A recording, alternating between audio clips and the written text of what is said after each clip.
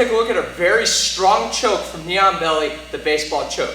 This has been around for a long time. There's a couple of small things that we need to look at, but other than that, it's pretty simple, highly effective, and you can probably use it in your class. All right, so we're gonna start off here in side control with the crossface, hand by the hip.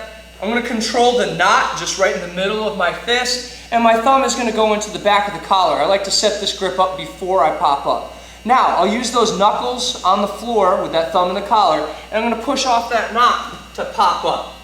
Let's move your hands so the camera can see. Now from here, we're in business. I got good heavy pressure, and we're gonna do something that very few people do. We're gonna use this thumb in the back of the collar to lift up on the head. It's very important that we lift up on the head for two reasons. Number one, when I lift on the head, it makes him tighten up his core, but more importantly, it cuts off the power of his hips. It's not gonna stop him from shrimping, but it'll seriously slow down his bucking and his bridging, which is something that we have to deal with in this position. So, once I pull up, the second reason is because it bows this collar. A lot of people come in here and they try to fidget around in here and get that hand in for that second, for the baseball choke. But the time that it takes me to get this hand in here, he starts to defend. When I bring this up, look at how it makes a clear pathway into the inside of that collar. There was no fidgeting, nice and tight, down. Now they call this the baseball choke because my thumb in the back is holding nice and tight and my four fingers come in just the way that I'm holding a baseball bat.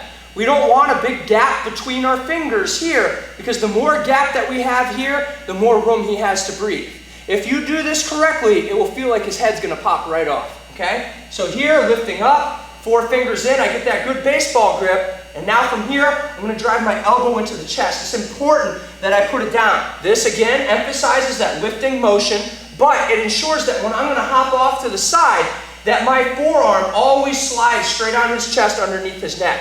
If you don't do that, he can start to block that elbow, and then he may defend that way. If I keep that elbow nice and tight to the inside of that solar plexus, when I start to sit off the case of Katami, it makes sure that my forearm is underneath the neck, and that's exactly what I want. From here, I'm going to start to look and turn towards his hips, and I like to plaster my face against his stomach. Again, you can see my elbows are nice and tight. We don't want a big space in there. From here, I'm going to step over my outside knee to the outside. Here, nice and tight, and I squeeze. There are other ways that we can continue to make this evil, continue rotating, but for most people, going north-south and squeezing, if you had a good grip and your forearms were close together, you're gonna get that tap. Good, side control. Pelvis down, cross face, I grab that knot. My other thumb comes up here into the back of the collar. I'm gonna pop up, boom, knee on belly, and I lift. Four fingers in, drop that elbow. I'm going to start to slide it at the same time as I sit out, nice and tight, my head is down. I'm going to turn, start to look towards his hips, and when I step over, I'm going to tighten that down. Makes a motion right here. I'm going to turn my elbows towards my hips. Keep your head nice and low. Cross face, hand by the hip, control the knot. My thumb comes up here into the back of the collar. Boom, I pop up, I lift. Four fingers in, see how close my hands are. Drop that elbow. I'm going to start to turn this at the same time as I sit out. Nice and heavy base. Head is low. I'm going to step over right here, and now I'm going to turn my elbows down and towards my hips. Right here, nice and tight. Hand by the hip, thumb in the collar, always looking towards the hips. Control the belt, hand on the belt. Boom, I pop up, and I lift. Four fingers into that collar, drop that elbow. Now I'm going to bring that elbow to the inside.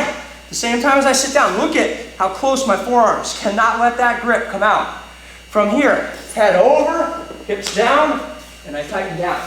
This is a no joke submission, guys. It comes on quick, and when you drop out to the side, a lot of people are going to start scrambling. Quickly step over, drop the hammer.